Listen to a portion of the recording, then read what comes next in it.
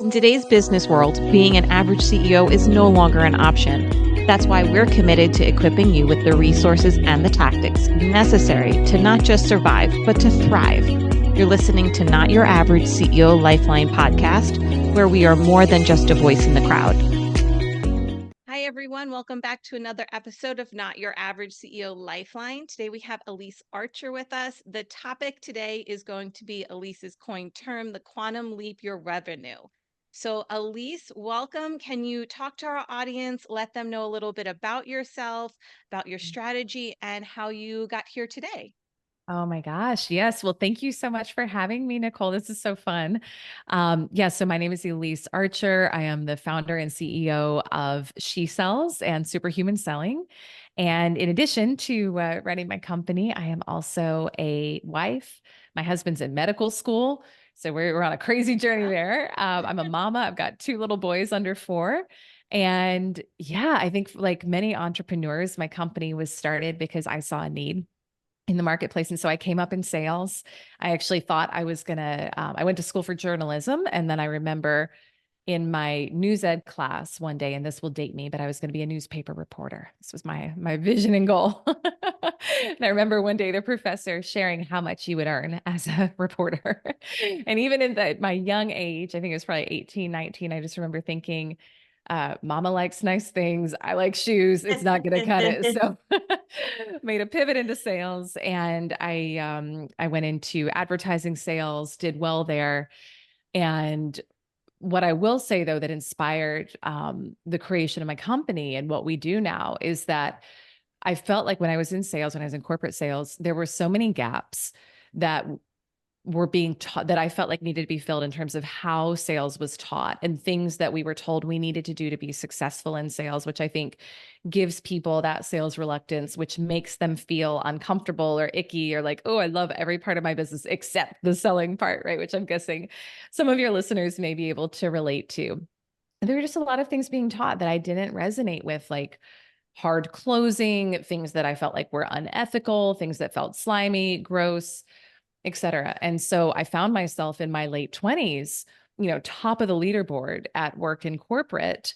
But what I wasn't telling anyone was how much I was struggling inside, struggling with crippling anxiety, panic attacks, an eating disorder, getting up at 2 a.m. just to try to like outwork everyone because I thought that's what I had to do to be successful in sales.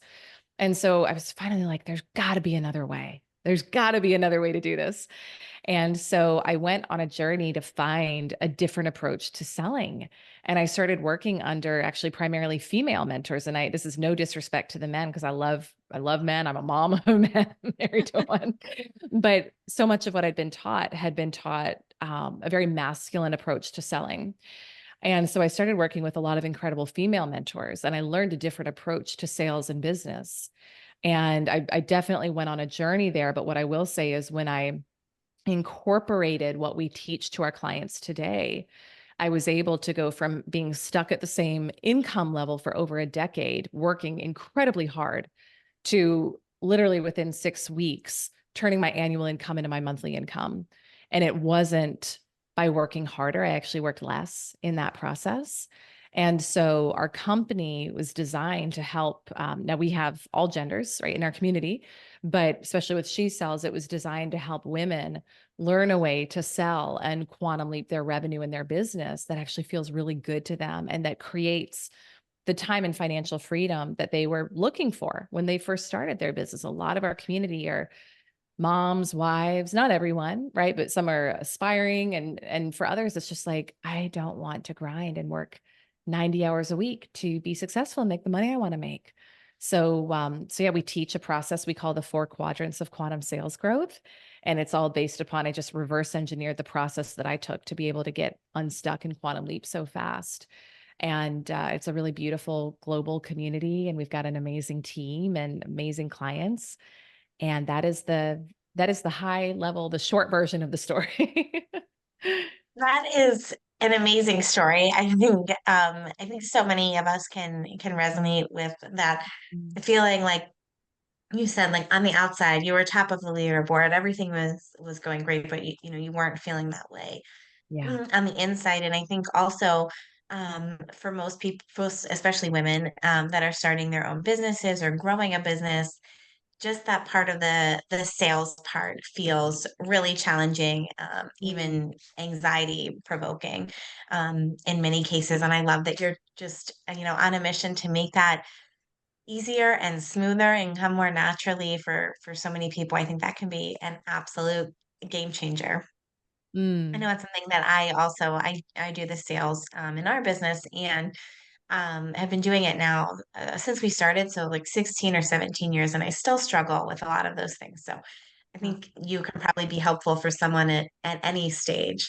But for our audience that are starting, from the beginning, like what would be the first step where they could start in terms of, taking a look at where they are currently, reviewing their current revenue, and Mm. setting that quantum goal that you're talking about? What would Love be the that. first step, if you will? Yeah. Thank you, Danielle, for asking. I appreciate that. And one of the things that I tell people is sales is the Trojan horse of our community. So a lot of times people will come across the podcast or come into our energy and they're looking for sales tips, usually sales tips for women. What I will say is that if you want to really quantum leap your revenue, it is an inside out game. And so the first quadrant of quantum sales growth that we teach is called mind over matter. So I'm going to tie this in with your question of where to start, but I want to kind of lay a foundation here. The first quadrant is called mind over matter. Now, when you hear mind over matter, and I'd actually love for either of you to answer this question, like, what do you think? What are we typically taught mind over matter is or means? In my mind, it's just that it's, more of a mental game than anything else. Nicole, would you have, like, what's the first thing that comes to mind for you? Yeah, mine would be controlling my anxiety, right? Taking my Mm, mindset over what is actually, at hand and assessing what's the reality and the expectations of reassessing what's the matter portion. yeah. Yeah. Really good. You two are actually like far more aligned with our definition than most people are. So I love that. What I hear from a lot of people sometimes when I ask that question is like, oh, just push through, make it happen, like forget about how you feel. Right. So I think that's a lot of what we're taught. What I mean here and what we teach, or this is based in neuroscience, is literally your mind and how it controls the physical 3D matter in your life. And so if you want to quantum leap your sales, in life, this is where people get like law of attraction messed up or manifestation messed up. They think, oh, if I want to quantum leap my revenue, I just need to put a number on the vision board and look at it, and it's going to come into my life. And how many of us have had a vision board that we looked at every day? I'm raising my hand here if you're not watching the video, that we looked at every Also day raising and my we hand. right. It's like all you did was get more frustrated, right? That was my experience until I learned this. And so in life, we don't get what we want. We get what we are. You don't get what you want, you get what you are. Same with revenue, same with business.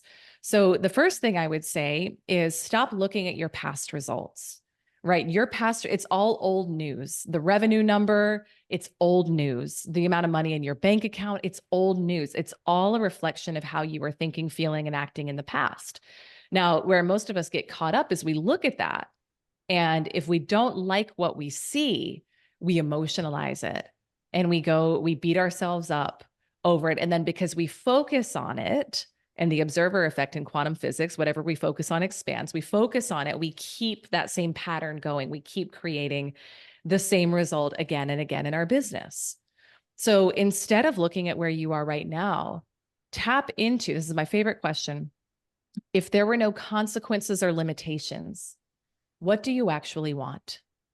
So, no consequences, no limitations. You don't need to know how. And I'm happy to speak to that in a minute, why that is. A lot of people are like, of course, I need to know how. You don't need to know how. If there were no consequences or limitations, what do you actually want? And get very clear on that. And not just in revenue, in all areas of your business, right? How do you want your clients to be showing up for you? What do you want that to look like? What do you want the company structure to look like? What do you want your day to look like? How much money or revenue do you want flowing in? And now here's the key is it's just like if you wanted to, a lot of people have done this before, maybe to attract love, right? You want to call in a new partner and you write your list of this person has all these attributes. Well, the key is who is the person who attracts them, right? Who do you get to be to attract them? It's the same with the revenue. It's the same with your company. So we do an exercise when our clients first come in called old personality versus new personality. And it's designed to help people create a really solid awareness of how they've been being in the past and how that has created the results in their business. And then who do they need to be if they want to create a different level of results? So we look at, and I break it down, and I'll try to give something really actionable here for people to do. Your personality, Dr. Joe Dispenza says, your personality creates your personal reality, and your personality is made up of your thoughts, your feelings, and your actions. So we break it out and say, for someone who's at the revenue level you want to be at, what thoughts are they thinking right now? We actually want to start to look at the beliefs that they would be holding in their mind. So what thoughts are they thinking right now? They're probably not thinking thoughts of, man, I have no clients, right? They're thinking thoughts of, how am I going to serve all of these clients who are coming in, right? What's my next great project that I'm going to roll out in my company? What am I going to do with all this money, right? Then we want to look at what feelings are they feeling at that level. They're probably not feeling lack, limitation, self-doubt, scarcity, right? They're feeling gratitude, abundance, confidence. And what's powerful about that is, by neurologically, we can only think to the level of our emotional state. So if we want to get better results in our business and in our revenue, we actually have to recondition our body to feel the way it's going to feel when we want those results to come in. And there's processes we can do to do that. And then the third is we want to look at, all right, what actions am I taking? So for someone at that level, what actions are they taking every day? They're probably not hiding behind their laptop, like scared to send out a prospecting message or to recruit a new team member. What are they doing every single day? So we want to get clear on who is the person who has those results. And then the other piece of this is we want to look at, how have I been showing up? Who have I been being that's not in alignment with that? So we want to, with zero judgment, but just awareness, start to look at, what are the thoughts I've been thinking that I wouldn't be thinking if I was there? And this is old personality. We're going to write that down under that column. Then feelings. What are the feelings that I'm experiencing on a regular basis every day that I don't think I'd be feeling if I was there? We want to get familiar with that. And then what actions am I taking or not taking every day that I know I wouldn't be doing as the new person? I'll give a perfect example. Right now in our business, we're in a quantum leap. And I was doing some sales follow-up today, which is important. We need to do sales follow-up. And I was like, the version of me at the level that sustains and leads this, she's not the one doing this. So it was like, okay, I got to get someone in to be able to do this for me. So that's where I would start, is get clear on what you really want, and then look at, who do I need to be in order for that to happen? And then the daily practice is actually embodiment. It's, you start to show up as that person, you start to practice being that person, you start to make decisions as that person. Easier said than done. And there's techniques we can use to rewire your brain and to help you start showing up as that person. But that's where I would start. Ton of great information. It's like I'm taking notes here. Yeah. And you have hit a soft spot with me, at least. The science portion of it is something that relates to me significantly. So I am just captivated by how you've connected quantum physics and thoughts to Mm, sales. yeah. So you talked a little bit before about having this anxiety, right? Or this Mm, sales is a hard area for people. It's really uncomfortable.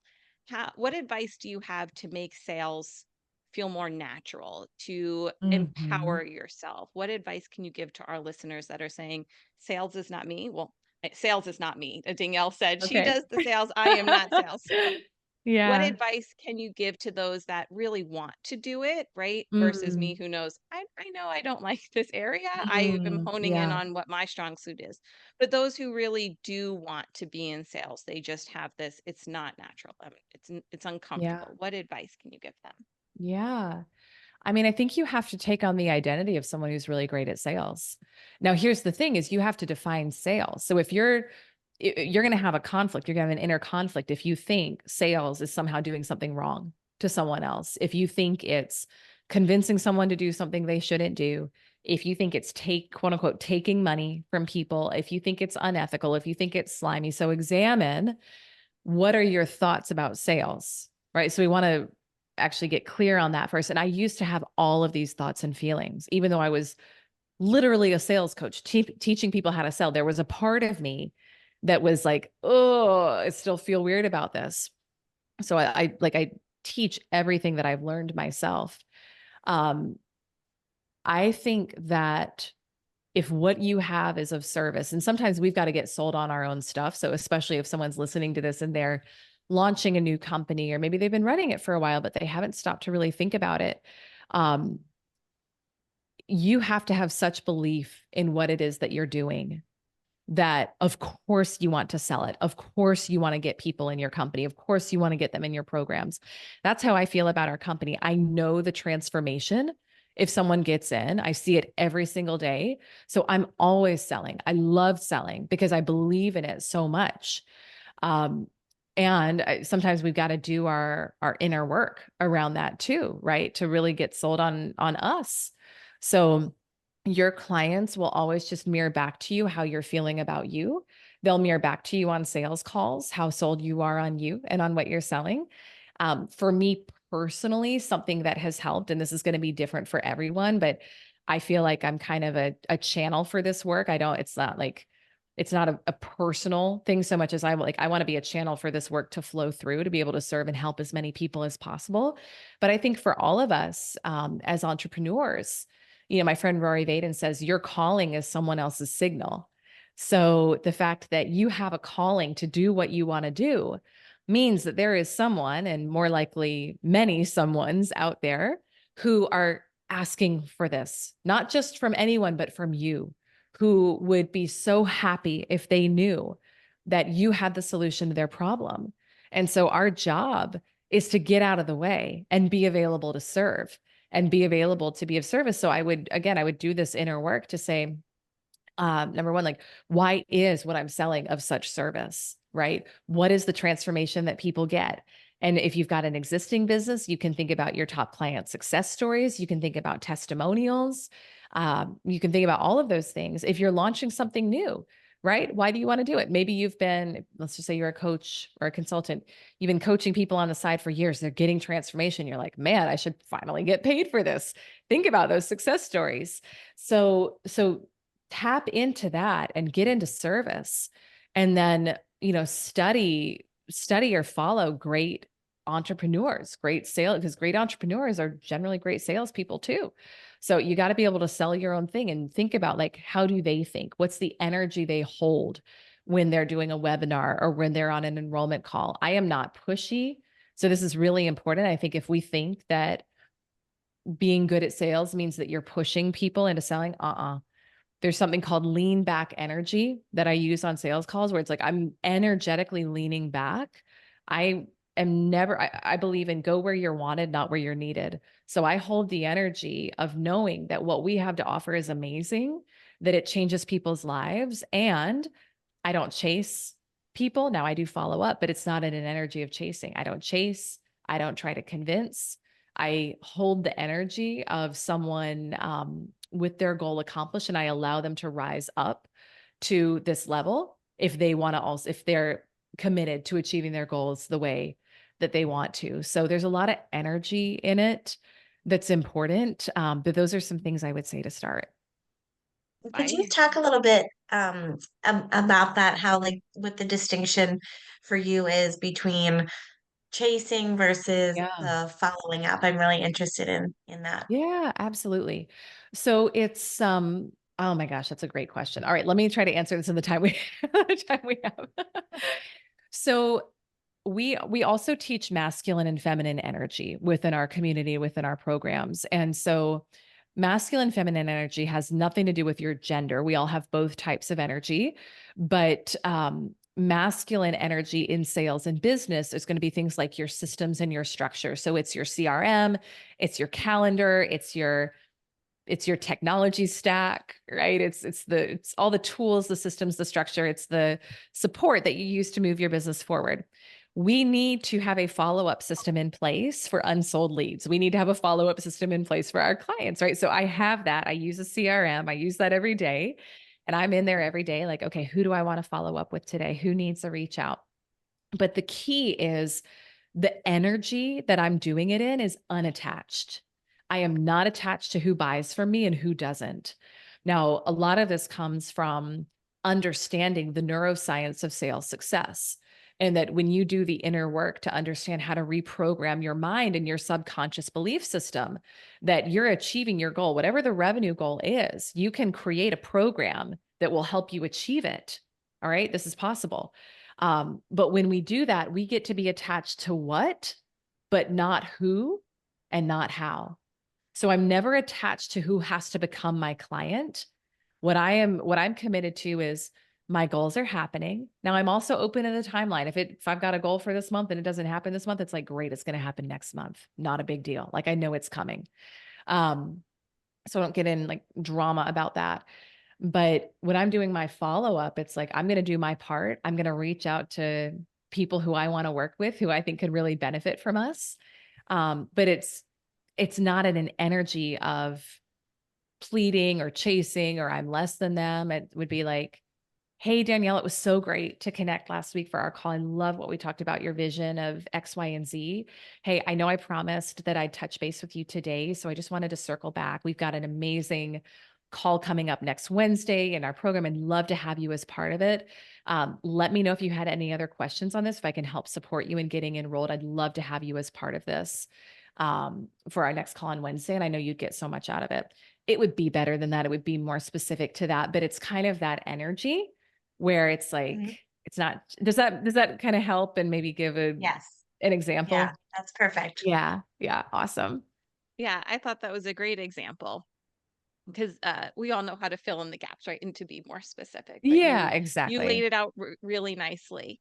So the topic of our podcast, as always, is being not your average CEO. So I have just two quick last questions for you, at least. One being, what was the best advice that you've been given as a CEO that you can share with our audience? Yeah. This did not come from one specific person. It's come from studying a lot of great leaders. And it is to trust yourself.